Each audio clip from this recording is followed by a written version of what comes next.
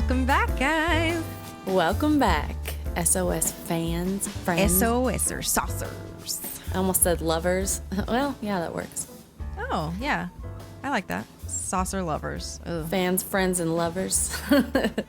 Sound like a smooth jazz station now. Yeah, I was going to say, I was like, really feel like we're... Late night with Delilah. Our audience is a dentist's office lobby right now. Anywho, we are going to be talking to someone very special. She goes by Marcie. We wanted to keep her last name and we won't be talking about her location, exactly the place that she works for, because she still works there, and we want to protect her identity on that front. So she is a therapist and social worker for the prison system, but she works specifically with juveniles. And it's topical anyway because me and Molly and a lot of us were just so passionate about prison reform and defunding the police. And we're going to be talking a lot about that today, and through the perspective of a social worker, of a therapist that knows firsthand, with her experience working with these clients, like how flawed the system is, and all the work that needs to be done because a lot of these kids don't have a shot. And explaining to us why they don't have a shot, because I know that's where a lot of people get hung up. Like, I get it, things are unfair, but the details of how they are targeted or they're swept back into the system and never let go of, the details of that, I know a lot of people don't know, and that's where it gets murky and it stops people from really getting as involved. But she breaks it down like clear patterns and exactly how they get roped in. And it's very enlightening. I can't wait for you guys to hear this conversation. She was incredible. I want her back. Yeah. So without further ado, enjoy. Please welcome to the pod, Marcie. Hello. Hey, thank you guys so much for having me. Of course. Thank you for spending some time with us. Like, I'm sure in this quarantine that you're still pretty busy. Like, you're still pretty busy working still, right? I'm still working, but on the days I'm not working, I'm doing absolutely nothing. So I'm super thankful to have something to do. Perfect. Same, but that's every day. Oh my God. Awesome. Okay. Well, I just want to jump right into it. So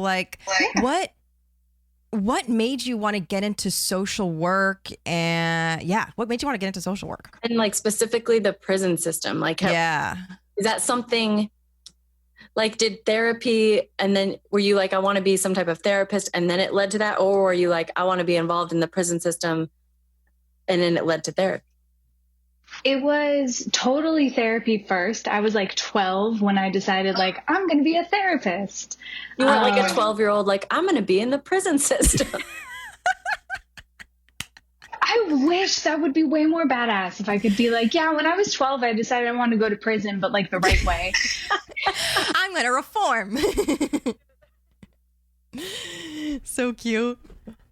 And my mom she beat me to it being a social worker.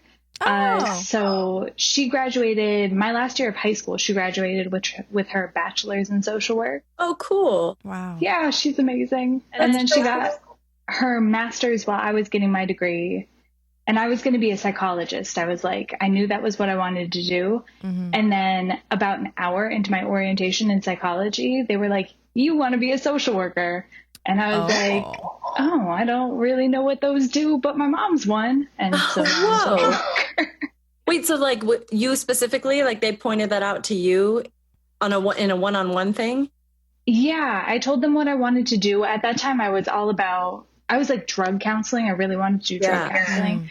But I told them I wanted to do one-on-one therapy and stuff like that. And they were yeah, you don't want to be a psychologist. You want to be a social worker. Interesting. Was it because you wanted to focus on drug counseling? I think it was probably now that I understand the differences, because there are so many ways to be a therapist. Mm-hmm. Yeah. And now that I get that, I think what they were getting at was that I wanted to do individual therapy, and they were basically letting me know there's no reason to get a doctorate to do that. You can just get a master's degree and Gotcha. Making it easier for yourself, basically. And that's great. Well, I guess with all therapy I was going to say there's like an element to social change and social consciousness that comes with like dealing with addictions within communities, and like that lends itself to social work as well when you talk about like reform. I mean, obviously like the prison system, but like people who have been thrown into certain circumstances not at no fault of their own, and grow up in these worlds where like they're surrounded by drugs, like that all lends to social work. So that makes sense. Yeah, and that's the hugest part of it. And like you and your mom, she's getting her master's while you were getting your bachelor's, right? So you're like studying the same thing at the same time. That's so cool. It was great. I saved so much money on books. Yeah. Oh, I bet. That's like a dream situation. Pretty good. Wait, so can you like briefly explain for, I don't know, maybe not so smart people like myself, like specifically like social work? Because I'm actually interested in that, in like how and what the work they do specifically, maybe what you do specifically. So social work is like this big, broad world. When we think of like social workers, when people are talking about it, usually they're talking about like case managers, so people who are out in communities doing community work, setting up task forces and things like that. But then there's another element to it where most like individual therapy is really done by social workers and counselors. So, and that's an aspect people don't usually think about. They think of like the social welfare and social justice. Right. But we actually take that same like community look and that systems look and just apply it to individual therapy and do a lot of that stuff too, which is so more my side than like out on the streets. Yeah. So what made you want to do like focus in the prison system? Yeah, that's what I was going to ask. So that was honestly almost a hilarious mistake. When I was getting my master's degree, I was interviewing for internships, and I wasn't fully reading the descriptions of the places I was interviewing for. Yeah. So I can get. Yeah, I was like, I'll take anything. I just need something. So the place I'm working at now, I actually did my internship there, but I went to the interview thinking that it was some sort of like reform school type thing. I wasn't sure. And then they started mentioning like, you know, do whatever you have to do to go home. You know, we don't provide safety classes, but if you have to take a kid down, you can do that. And I was like, what the hell is going on? And then it clicked. I was like, this is a prison. Oh my God. Wow. Did it make you, but it obviously didn't turn you off from it. No, I was like, that's badass. And also, I'm never going to take someone down anyway. Wow.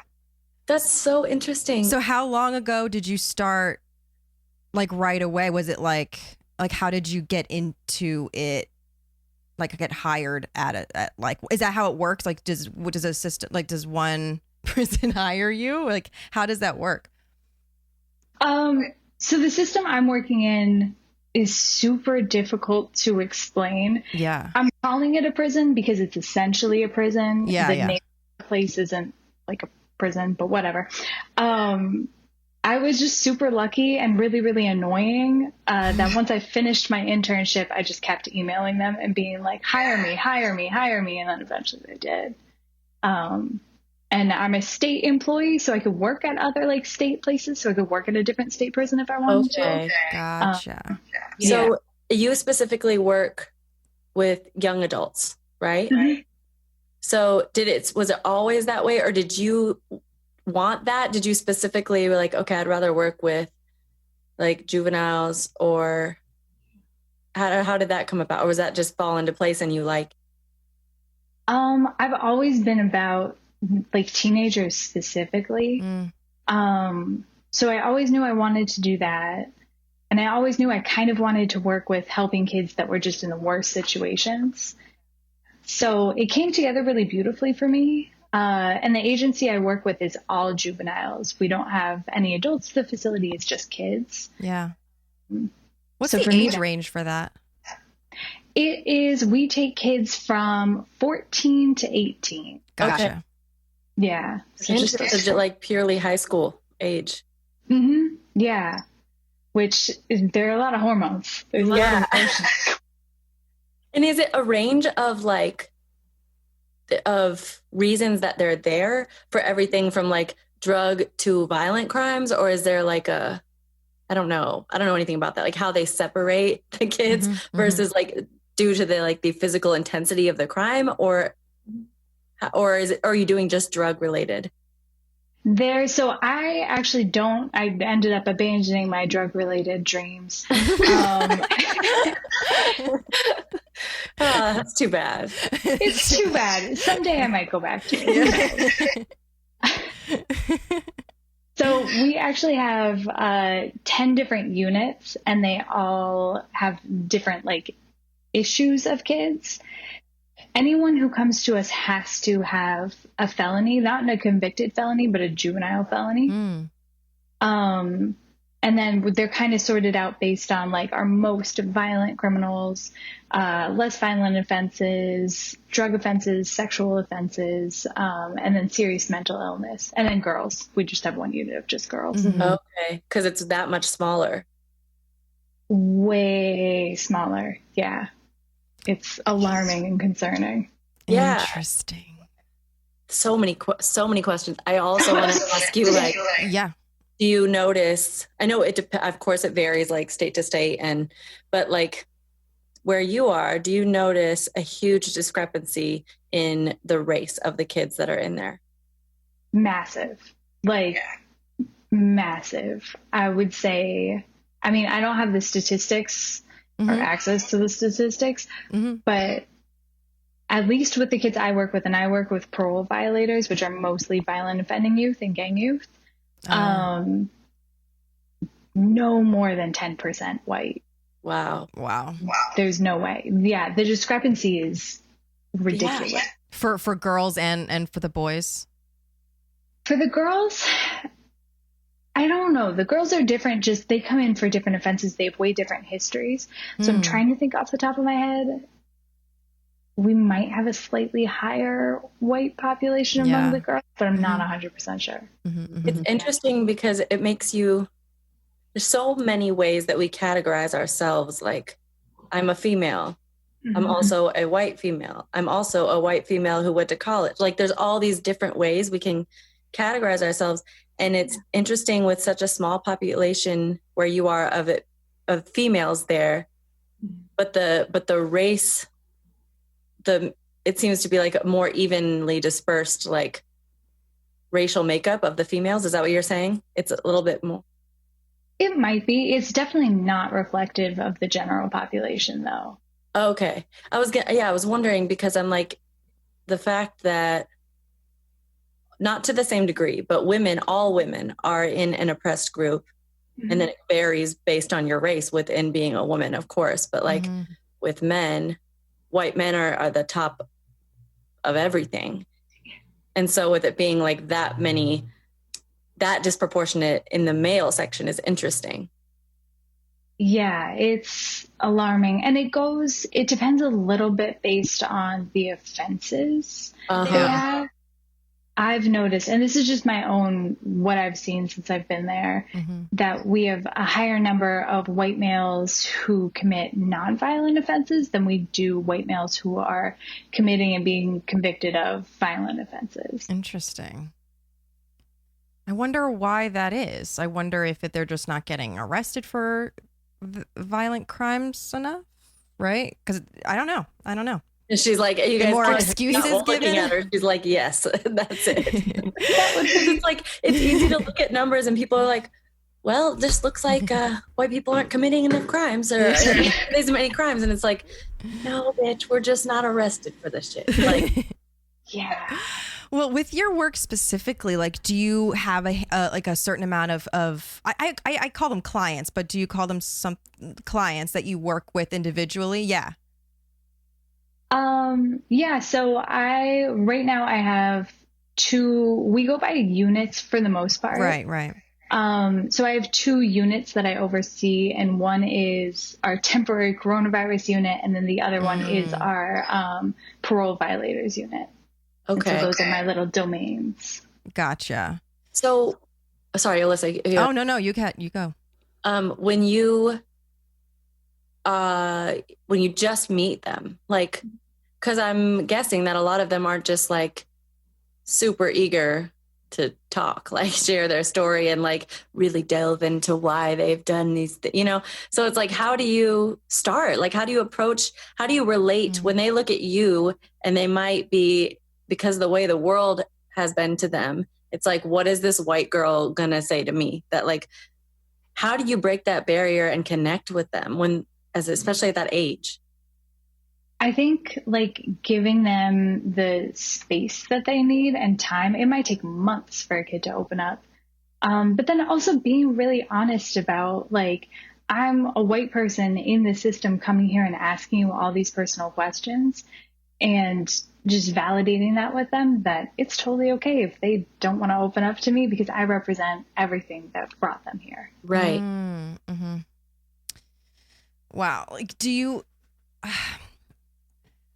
ever feel like, and this could be a loaded question, but do you ever feel like you want to do more, especially if you have a client in your unit that's a repeated offender, and you know their history and you've talked to them and you just kind of conflicted because you feel like, there's so many circumstances that are working against them, and you're really rooting for them, but they keep getting arrested. Like, how do you empathize with them on that level, and do you think, and how do you think that like helps them? Like, that's a great question, and that's like most of my that really hits home, because I have a couple kids like that right now who I've like been working with for years. And I think being able to, every time they come back, meeting them with like, okay, what can we learn from what you did on the outs, and what can we do moving forward? Mm-hmm. And letting them know that like, all right, you messed up and we're moving on and we're continuing. Yeah. Seems to be the most helpful. And like, it's got to be something too, to seeing a familiar face when they get back. I hope so. Sometimes they hide from me for a little bit. Yeah. And that's okay too. But that's, because they know you, and then they have some kind of concern for what you think of them. It's like it's got to be because out of some level of respect. Otherwise, if you don't respect somebody, you don't care what they think, Yeah, there is definitely, I think they expect for people to be really angry with them every time they mess up. Mm-hmm. So even though I'm like, I'm ready to just like understand where you're coming from, they're expecting me to come at it from like you fucked up. How could you? Do you, I could like guess on so many things. This might be a dumb question, but like, what are the like completely overlying patterns that once you start to talk to them and hear about their life and their childhood, are there things that are like always come up? Like people who have committed certain level of violent acts always, just as an example, like there's always abuse within their family, or there's always this, like, are there some really strong patterns that you recognize? I think the strongest patterns that I recognize are just like patterns within their family systems. Mm-hmm.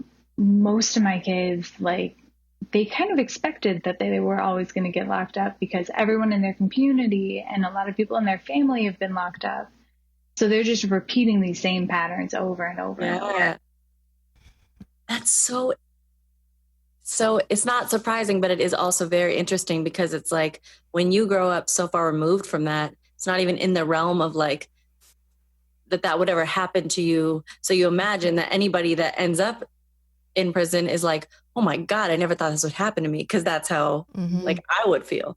But it's like when that's your whole life and everybody has done some kind of time and gotten out and maybe gone back in, and it's probably just like, oh, okay, this makes sense. Yeah. Yeah. It becomes part of their identity almost. Yeah. Like someone who gets locked up. And whereas I know for us, it's like, that'd be crazy. I'm definitely not someone who gets locked up. Yeah, but when you're in that world, it's like, it's all you know, and you don't know, and you don't have that kind of I don't know, mentorship, or, you know, when you're surrounding yourself with people that also get locked up. I can't imagine how confusing that is. But like, I want to backtrack a little bit, but like, I'm kind of interested to see like, what was it like when you first started? Like, can you even remember like your first client, and if you've had an overwhelming sense of like, how do I actually help this person? Like, or without getting too specific on who it was, but like to kind of describe that experience. My first client, so I mean, okay, so we get taught a lot in school about like white privilege and things like that. And I'm like, yeah, I totally understand that. And I can get where my clients are coming from. But it was a culture shock for me meeting with my first clients, especially my first one, because he was so gang involved. And I was like, wait, this is really foreign for me. And it's kind of rocking my world in a way that I wish it wasn't. Yeah. So I was like, oh, I have no clue what to do with a client who's, you know, gangbanging, and I'm not really sure how to respond to that. And it's not something I'm used to.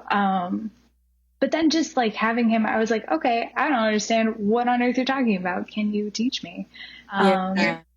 Seemed to work really well in that situation. Yeah, because it's like putting yourself in their shoes as best you can. You already know, I mean, you're locked up. So, you assume like whoever you're talking to has the upper hand because you're the therapist there to help him. But if you're approaching it like you really want to understand him, and then he has the opportunity to like not explain himself, like his actions, but like really let you into his world. Like, this is what the world looks like to me. This is where I think that's like anytime, even like maybe you guys can relate, like growing up, even when I'd get in trouble with my parents, like on a basic level, that's a thing where like, if they're just yelling at me for what I did and tell me what I should do better, and not asking me, why did you make this decision? What brought you here? What were you thinking at the time? Mm-hmm. If you don't go into all that, I'm like, you don't care and you don't get me. You're just going to tell me what's right and what's wrong. And I'm just going to keep making the same mistakes. So it's kind of like, and my life looks nothing. I can't relate to his lifestyle like that either. But like you're saying, there's always a common thread in how you relate to a person. Mm-hmm. No, completely. Yeah. And do you, I don't know, like, do you, because you're a human person, but I know on the other side of it, therapists and social workers are completely professional. So the answer is probably no. But for you, have you ever looked at a client's rap sheet, for lack of a better term, and kind of been uncomfortable to even want to take their case on? I was wondering. And how do you approach that? That's a really, really good question. And I want to see. I know it's a lot. Because you're professional. It's also like a professional. It's just like, no, I'm going to do this. But I wonder, like for me, as a outsider, I'd be like, oh, wow, they did this. Like, how do I even begin to try and empathize? Even though I know there's circumstances like that is just so violent. It's so evil, maybe. Like, I don't even know if that's a right term. There was one or two. And I think those are the clients who I would genuinely specify as being like, oh, that is a psychopath. Yeah, okay. That person hurts and doesn't care. So maybe even their offenses weren't as egregious or horrendous as some other kids I'd worked with. Yeah. But their response to it was just like they didn't care how much pain they'd caused. And that's the part that's always like made me sick. Yeah. So how do you approach those kids? Because it's like they're going to become adults soon. So how do you like begin to try and heal them, even though there might not be, do you think if you're like, I can see as best as in my ability, like I can see and point out that they are a psychopath or like have psychopathic tendencies.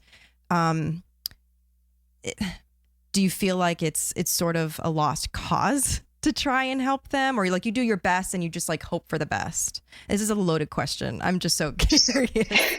No, that's a great question. It also touches on something like huge that I could talk for hours. Yeah.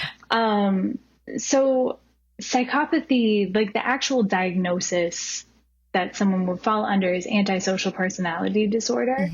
And I have issues with that diagnosis, but that's not here or there.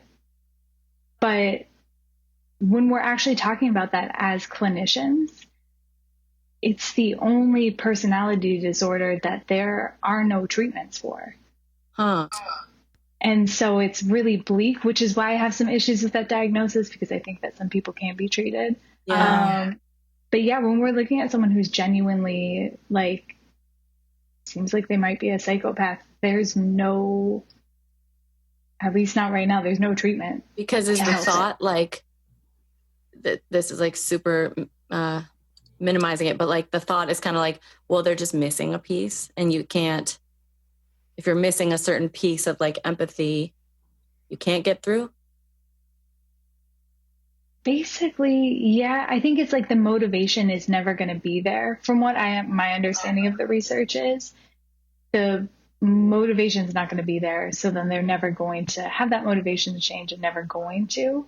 And that's a very bleak way of looking at it. I think there is wiggle room in there for people to grow and change. And there are some modalities that have shown some help. But it's almost like age. Yeah. Have you kind of maybe thought about different treatments? Because you said you love the topic, you could talk about it. Like, is it because like you kind of have an idea of how to approach clients like that, or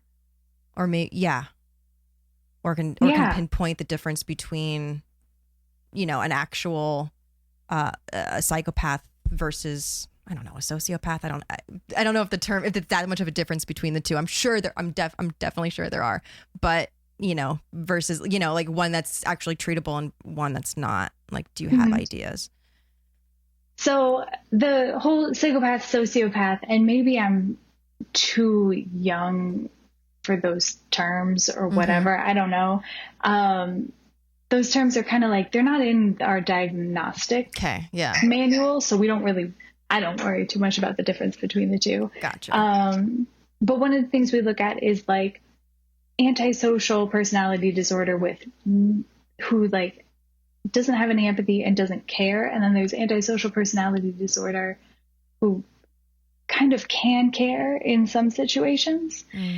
And I feel like there might be some wiggle room where there's that can care. And I feel like the difference there might just be trauma treatment. But then again, I mean, the powers that be tell me that there's nothing right now, so I'm not. Right. So what I'm curious about is like having the point of view that you have now, and you are like kind of seeing firsthand the school to prison pipeline, like what you hear about all the time. And unfortunately, I know that it's a thing that a lot of white people don't fully believe exists to that extent.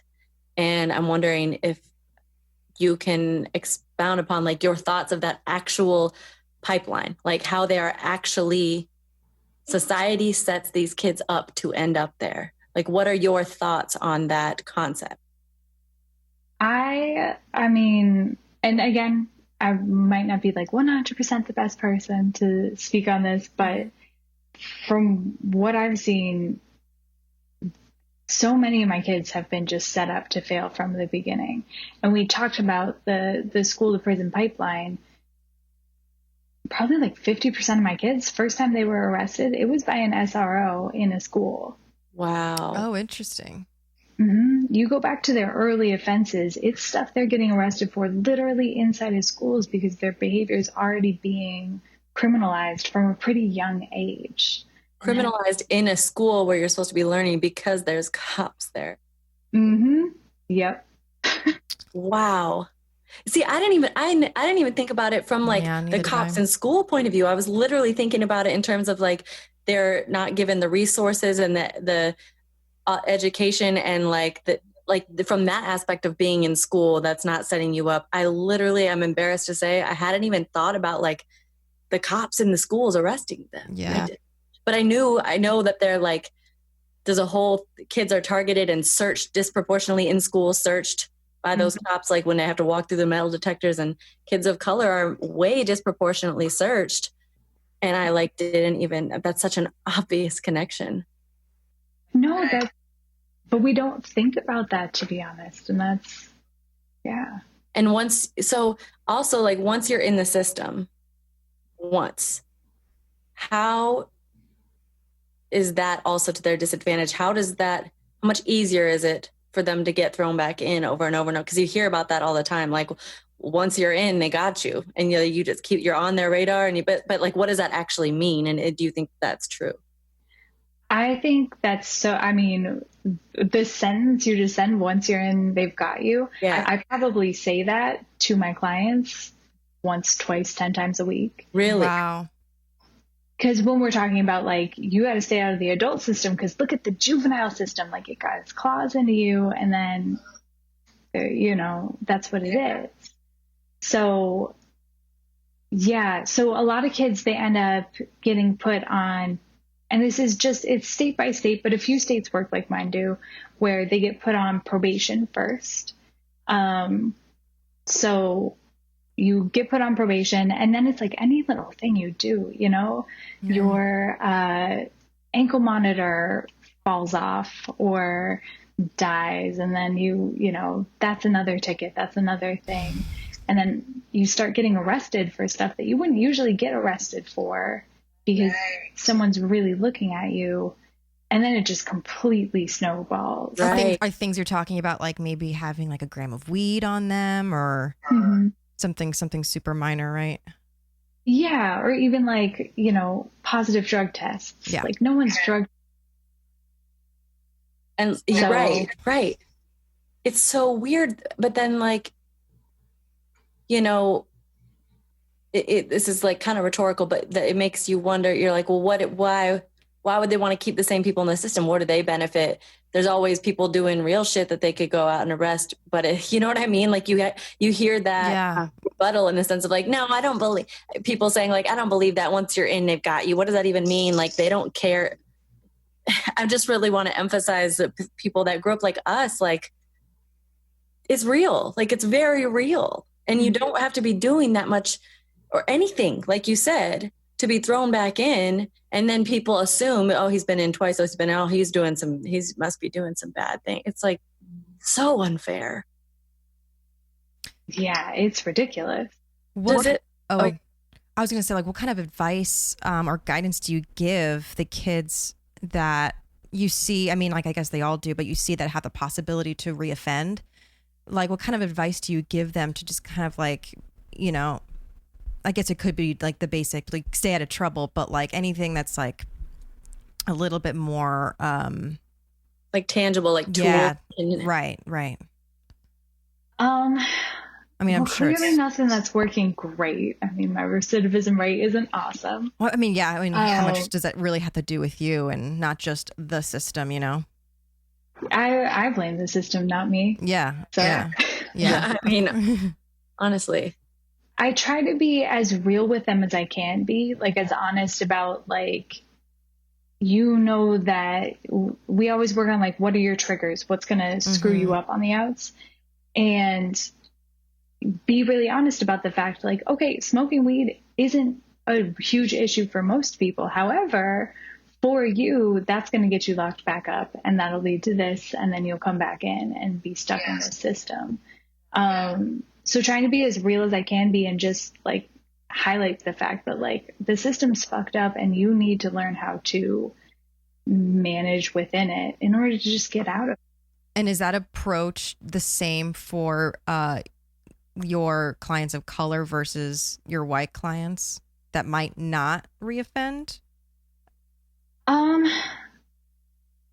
Most of my clients, I'm worried more about like minor reoffenses than large ones when they're getting out, just because we're all worried about the large ones all the time. My approach is the same for all clients, but I do try to just make sure we have that space for maybe more frank conversations with my clients of color. Yeah. My kids are they're not woke by any means, because they're just trying to survive and they're not on that level. But even without all that, and they don't super always know what's going on in society, they all know that the white kids are less likely to get arrested. Yeah. They all know that, like, what's going on. So they're the first ones to always bring that into the conversation. Yeah. So, there's so many layers because it's like, you know how unfair the world is towards you specifically for no other reason than like the body you were born into. And it's like, how are you supposed to not have anger when that's your life? And then like, I mean, it's just crazy. It's like, how do you channel that? Like, do you also work, I don't know, like what are some of the things that do you talk to them about a wide range of stuff from like martial arts and boxing to like meditation to like those kinds of tools to as an outlet or like creativity? I don't know. What angles do you go with? So I do all different therapies with all my kids. Meditation's a big one. My kids love a nice guided meditation. Wow. Yeah, I know. It's the most hilarious. I love that. I love that. They'll really get into it, which is beautiful. And we talk about those other outlets, but those other outlets, we got to be like, especially within our system, like I can tell a kid, I know you want to punch something. Yeah. I can't tell you to go punch your pillow because if you break your hand, then I'm liable. Like, right. Oh, I see. There are so many limitations. So. Oh, that's so annoying. I know. So it kind of brings me to a question I want to ask you. Like, now that it's interesting because you're in the system, like you're part of the system, but you're trying to stop the system from getting a hold of these kids. So it's like this interesting thing, like from the inside. So do you have like hypothetically like grand goals for yourself in terms of prison reform itself?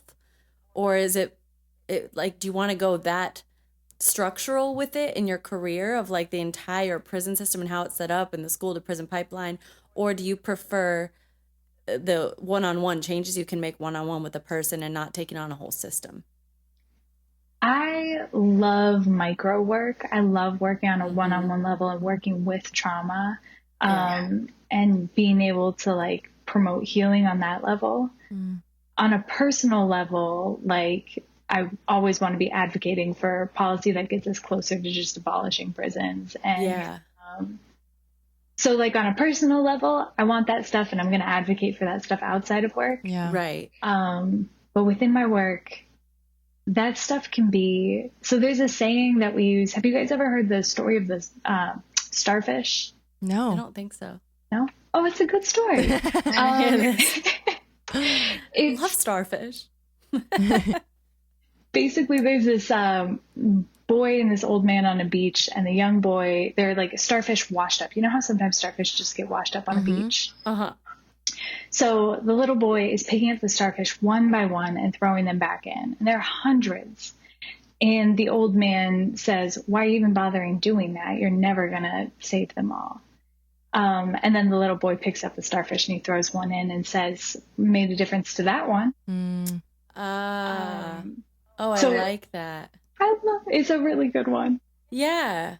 Wait, honestly, like that's the real change does have to start there. And I believe that on like a lot of real levels, like especially social reform levels where, you know, even when it comes to racism, it's like the big things like protesting and even like posting on social media, the things that have the biggest reach are important. But honestly, the times where I feel like this is where the seeds are planted, it's a one-on-one conversation with somebody where your perspective is changed or theirs is, or you both are, and you both learn and you are open to growing. It's like that micro stuff that you're talking about that really, it makes me think like, okay, if these big changes are going to happen, these big changes that we're fighting for on the outside or like in a bigger way, if those are going to happen, they're only going to happen once these smaller things start happening more. So it is like the most powerful place to be at the same time. Like what you're doing is the real root of it all. And like, there's so much value to macro stuff. When my mom was in school, she was explaining it to me like, micro practice is being the boy who's throwing the starfish back. And then macro practice is like trying to change the currents of the ocean so that starfish don't keep getting washed up.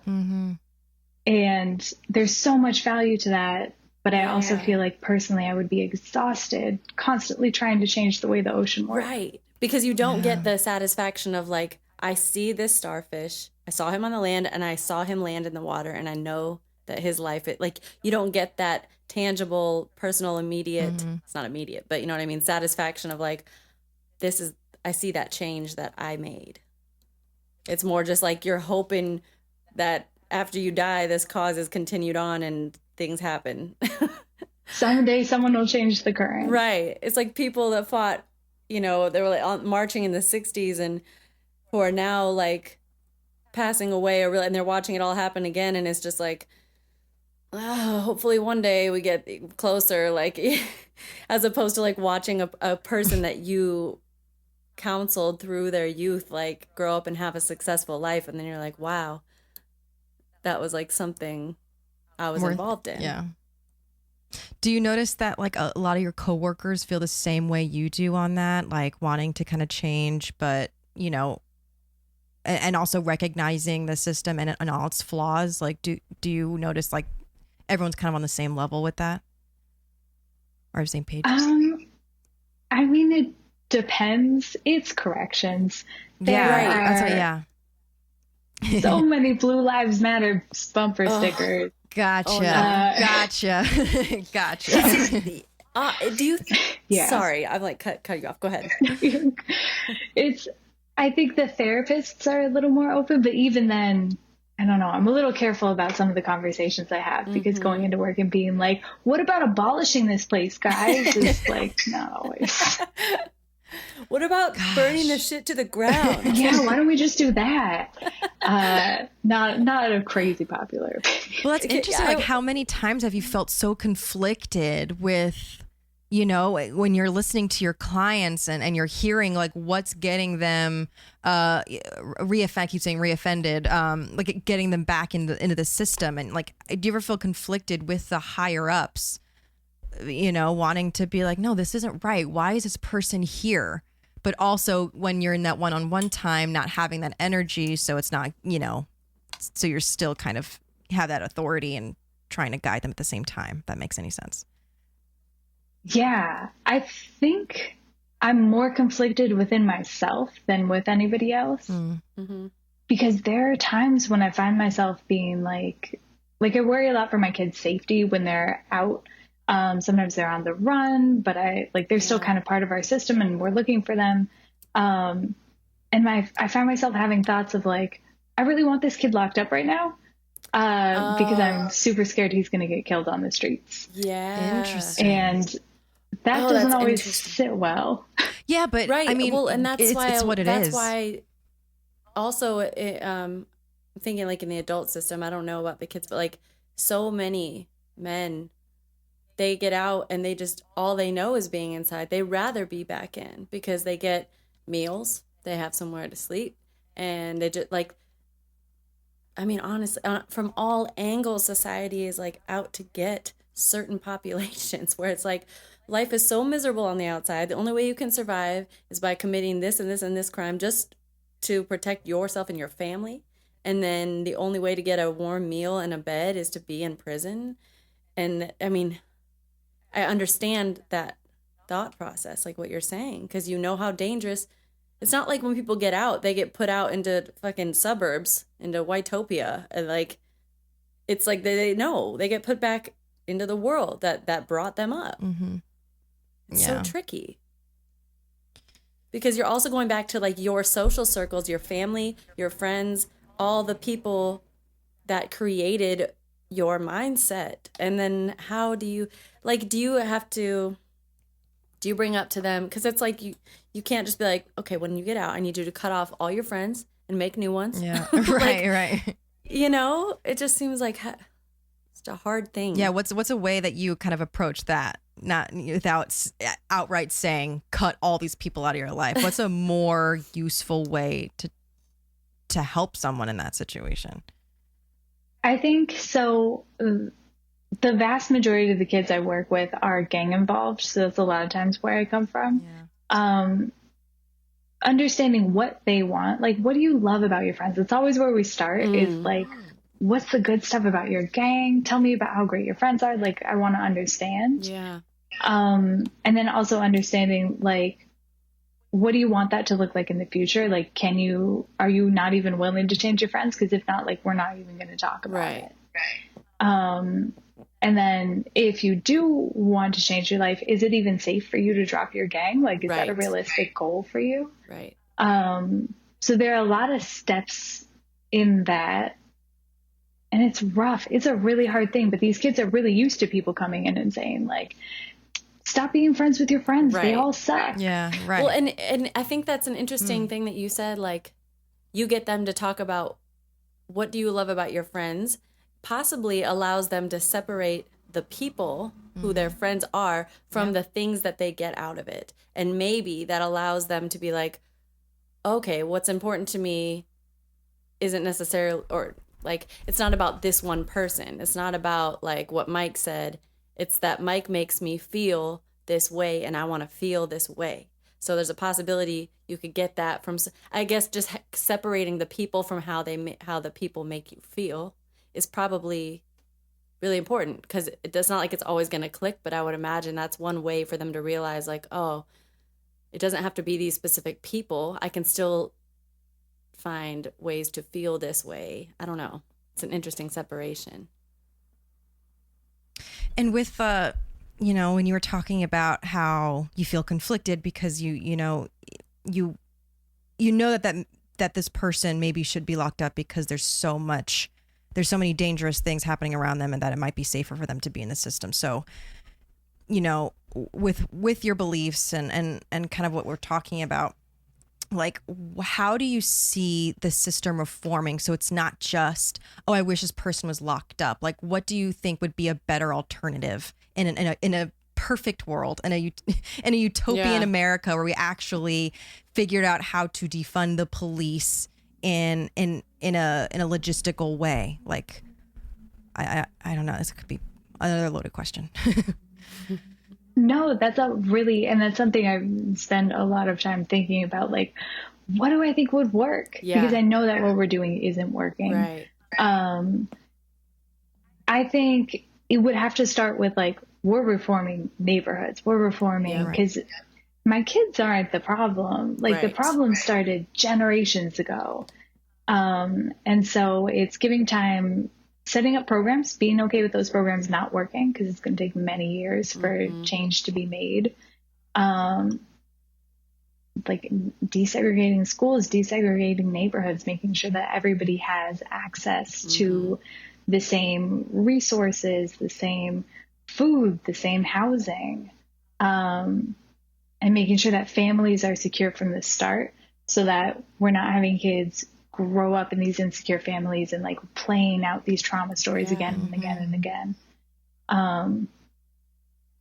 In ideal America, that's what it would look like. And then we wouldn't need me. Well, maybe not so much, because with the defund the police argument, it's a lot to do with taking a lot of money out, but also putting that money into the neighborhoods, into social work as well. So there would be more money in your department, and correct me if I'm wrong. Would that mean calling 911 doesn't mean police showing up? It would mean you showing up specifically. That would be amazing. When people started having these conversations, which I've been so excited about hearing these defund the police conversations happening, it took me back to my first job in the community out of school, where I worked with only girls in a group home, and we called the police a lot. Because legally that's what we needed to do. But we'd have this situation that was like this big of a deal, and then cops would come and put their hands on the kid. And then it'd be this big of a deal. And even then I didn't think about the idea that, like, oh, a social worker could do this better. But But now the idea of like, oh my God, could you imagine if that was a social worker coming in and de-escalating instead of trying to handcuff a 10-year-old who's trying to kill herself? Like, right. Why was that even the option? Yeah. Right. Like, why does that even, let's inflict more violence and pain and trauma to this person who's at the most traumatic point in their life right now. Yeah. Like it's so backwards, and it's, yeah.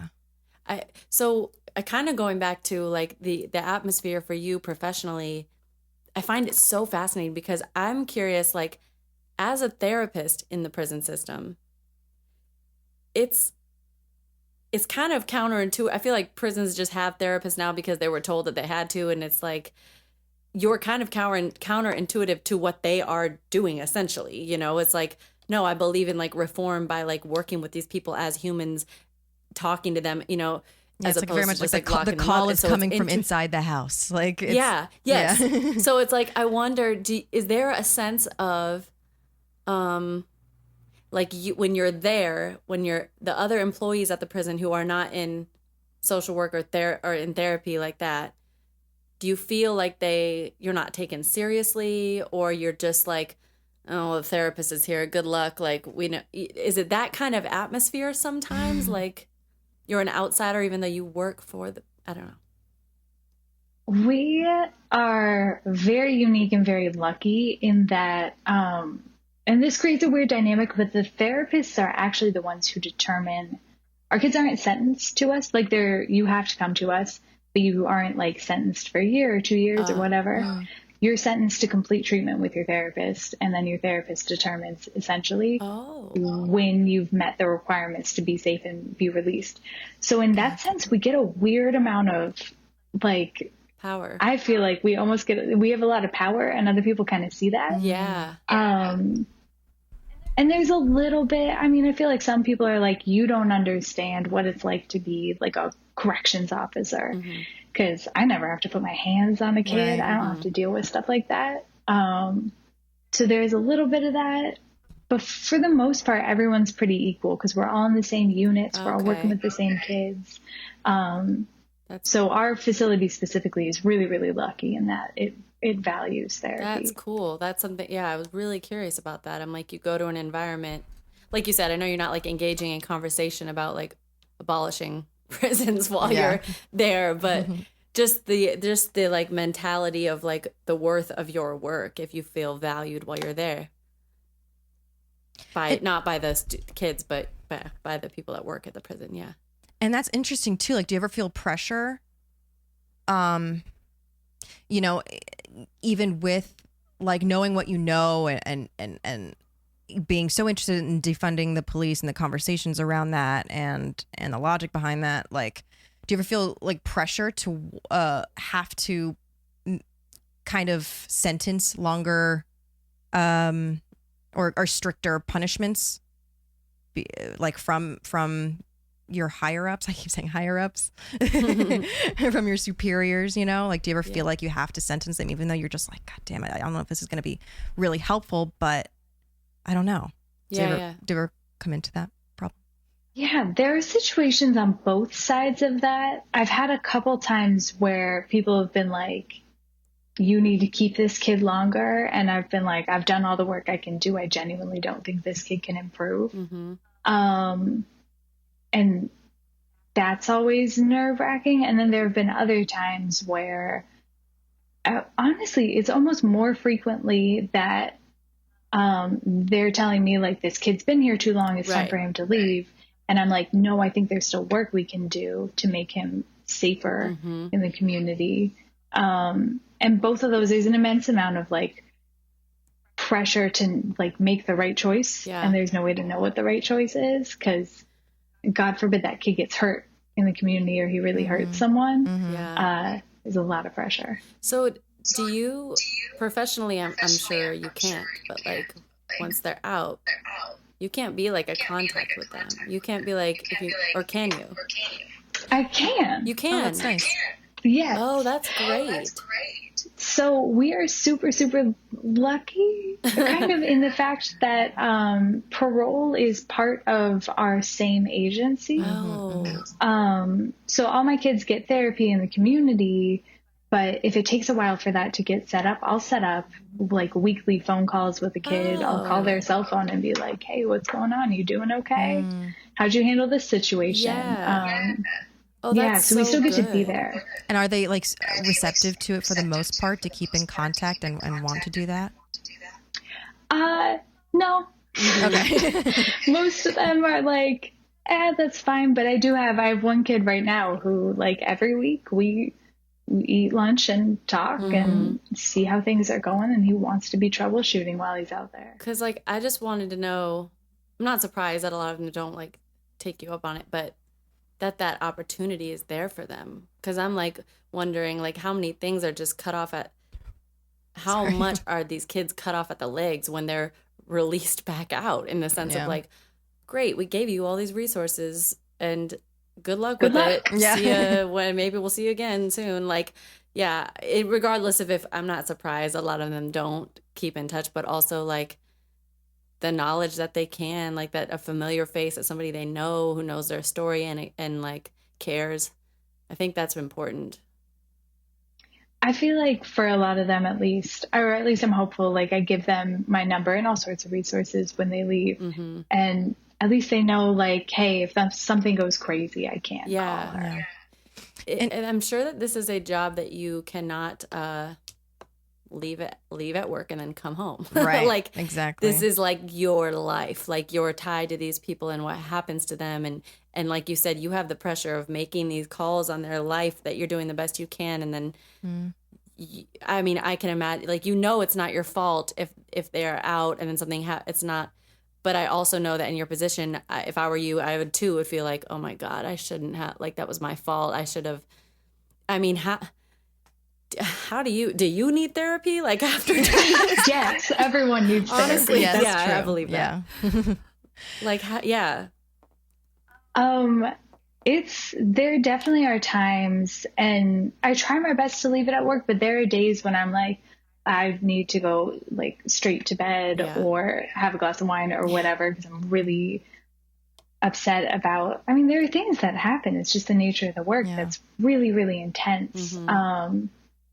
So sometimes it's crazy, but then I think the more I have crazy things happen, the more I'm like, okay, I know how to deal with this. I know that I can cope with what just happened because I've done it before. It's okay. And, like, the longer you do it, while you have more of those crazy things happen or really hard emotional things, you probably also accumulate, like, the rewards of your career also probably hopefully become stronger. Like, you're more enforced with, like, I am on the right path. This is what I'm meant to be doing. Like, those feelings have to overpower you coming home and feeling like the wind's knocked out of you.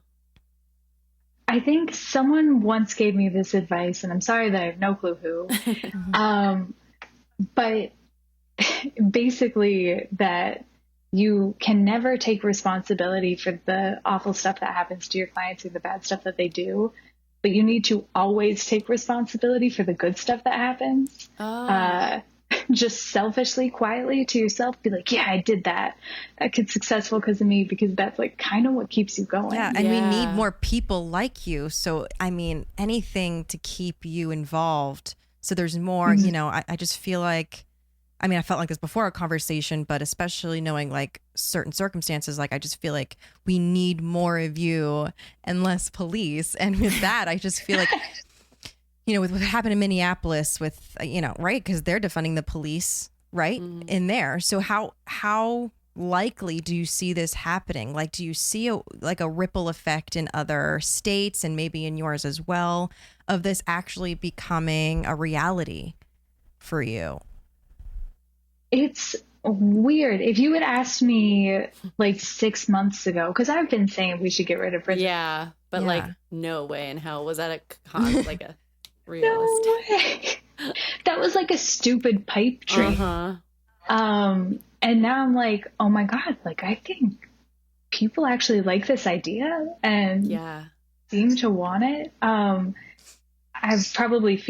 like cautiously optimistic right now, but I think we could actually make some differences, which is huge and amazing. And I think, like, people who are skeptical of like, yeah, it'd be great, but what, then it's just people running amok on the streets, and it's like the understanding that no, there's still protocols in place and there's enforcement happening, but it's not the police. And so people need to hear professionals like you talking about what you do and what would there's always going to be someone on the end of the phone when you call 911. It's just a matter of who comes and what they're trained to do. And I think a lot of people confuse defunding the police with no police or nothing. Get rid of no police, no nothing. Yeah, no 911.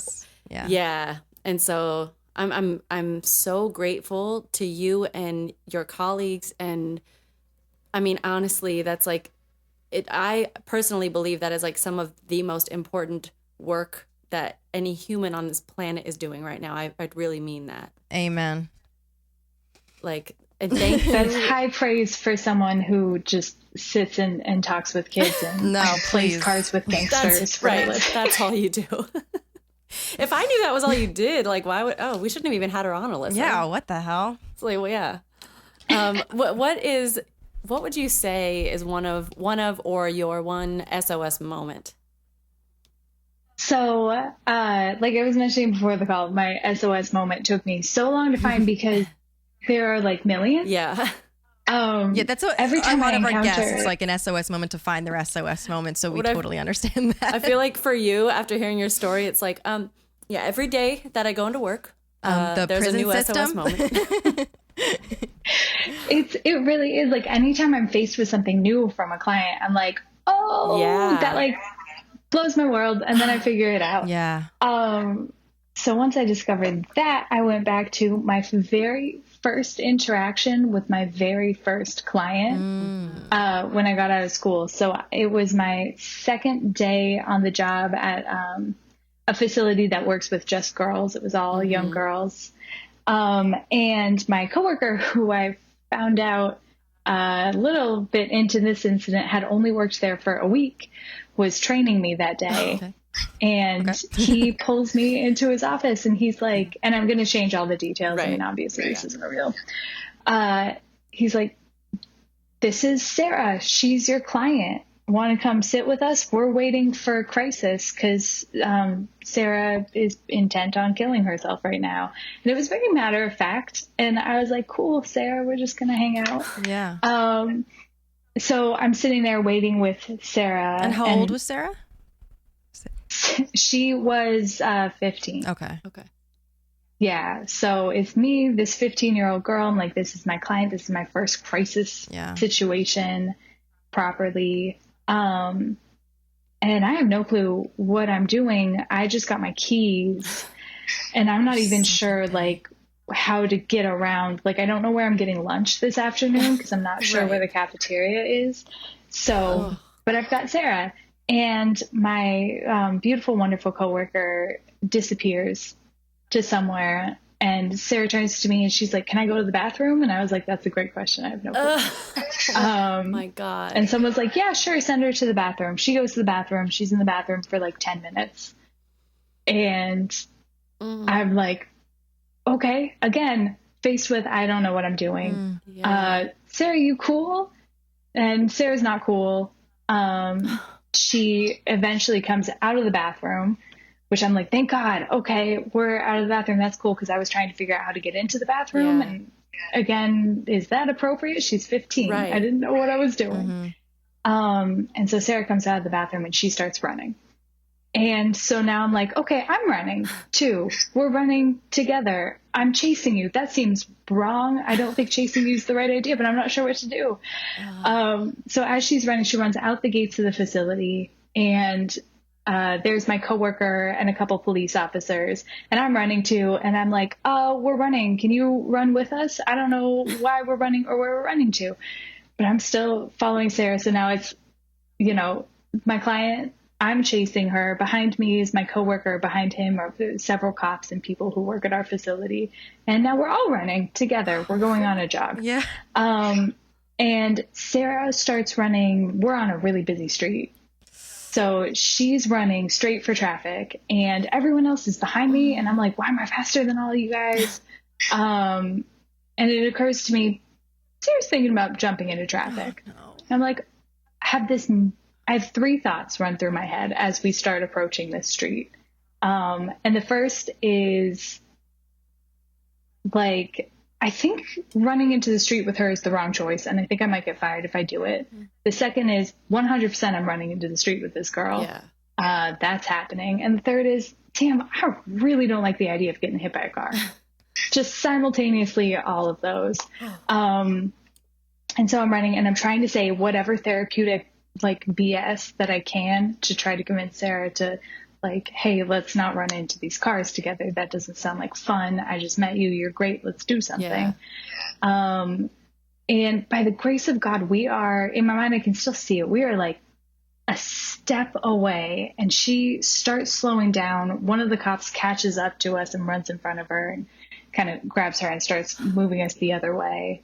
And I still don't know where to get my lunch or what I'm doing or how to document anything that just happened because I'm brand new at this job.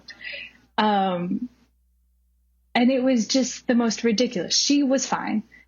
We did therapy together for many moons, and she is beautiful and, as far as I know, safe. Yeah. And everything ended up okay that day. Did you ever, was she trying to run into the street? Do you know? 100%. Yeah. And that wasn't the last time, this happened. It wasn't the last time I had a client self-harm with me there. It wasn't the last time. Oh my God. It wasn't even the last time I ran into traffic. Yeah. That job was crazy. But all I felt after that moment, I know it sounds like this insane, stupid thing, kind of traumatic. All I felt was relief, because my biggest fear as a therapist was always that I wouldn't know what was going on. Mm-hmm. And I had no clue what the hell I was doing. But I did it, and it turned out fine. Yeah. And there have been now countless times in my job where that's happened. But being able to get through that moment and knowing that, oh my God, I can totally do it, even when I don't know what I'm doing. Yeah. Things will be okay. That was just the biggest moment for me, learning that so early on, and now being able to remember it and be like, oh, I'm fine. Was it kind of a lesson in learning to trust your instincts? Because I would imagine at a certain point where you're like, oh, I'm never going to there's not a destination that I reach where I know how to handle everything that comes my way with this job. Like, if that's not a place you get to. So once you acknowledge that, I guess all you could hope to be able to trust and lean on are your own instincts. And in that moment, I guess you saw what yours were. Is that what it felt like? Kind of. And it also just taught me like, oh, I'm never going to know what I'm doing. Right. And I'm not even sure my instincts were right. Like, going back in my head, I'm like, I know that I didn't make all the right choices, but I have no clue what the right choices would have been. Right. But just that, I can do everything wrong and everything can go wrong, and sit with that and be okay with that was really huge for me, being able to recognize that. I would imagine in that job too, you could do everything right and it goes wrong. So it's like, what a hard to have to be able to release yourself from that mentality of like things being black and white, because they're not. Yeah. Unless you look at the color of people in prison. Yeah. There it comes. Except for that. Gosh, that's amazing. That's an amazing story, and you are an amazing person for all the work that you do. And you're very kind. And I want to thank you so much for spending time with us to talk about it. And I mean, I could talk about this with you for a long time. Like, this is amazing. Yeah. Maybe even have you on again. I would love that. Yeah, I would love that. Whenever. I've got nothing else going. Yes. Well, I definitely don't. Lucky us. I really I would love to have a follow-up episode with you. Yeah. 100%. You guys are amazing. This was so sweet. Oh, good. Again, thank you so much for spending time with us. Thank you. You're amazing. Mm-hmm. Anytime. Thank you again to Marcie. That was amazing. We can't say it enough how thankful we are that she spent time to talk to us about this, because like we said, we are so passionate about this, and obviously so is she. So talking to her and learning more about this was a treat.